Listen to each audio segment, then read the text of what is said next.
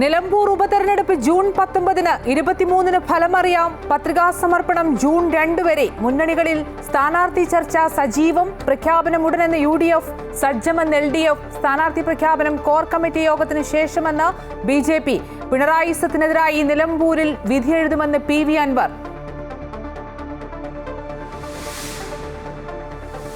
കൊച്ചി തീരത്ത് ചരിഞ്ഞ ചരക്ക് കപ്പൽ കടലിൽ പൂർണ്ണമായും മുങ്ങി. കപ്പലിലുണ്ടായിരുന്നത് 640 കണ്ടെയ്നറുകൾ.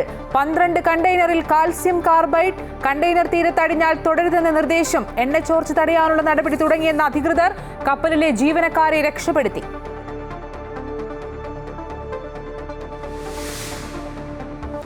സംസ്ഥാനത്ത് വടക്കൻ ജില്ലകളിൽ അതിതീവ്ര മഴ. മണ്ണിടിഞ്ഞും മരങ്ങൾ വീണും വൻ നാശനഷ്ടം. ഇടുക്കി പാമ്പാടും പാറയിൽ മരം വീണ് ചികിത്സയിലായിരുന്ന സ്ത്രീ മരിച്ചു. കേരള തീരത്ത് കടൽക്ഷോഭം രൂക്ഷം. ഊട്ടിയിൽ മരം വീണ് മലയാളിയായ 15-കാരന് ദാരുണാന്ത്യം. ഡൽഹിയിലും കനത്ത മഴ. അഗുർ വിഹാറിലെ ACP ഓഫീസിന്റെ മേൽക്കൂര തകർന്ന് പോലീസുകാരൻ മരിച്ചു.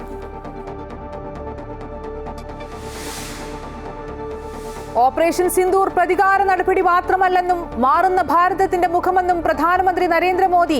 ഇന്ത്യയുടെ രക്തത്തിന്റെയും വിയർപ്പിന്റെയും സാക്ഷ്യമെന്നും മൻ കി ബാത്തിൽ പ്രധാനമന്ത്രി.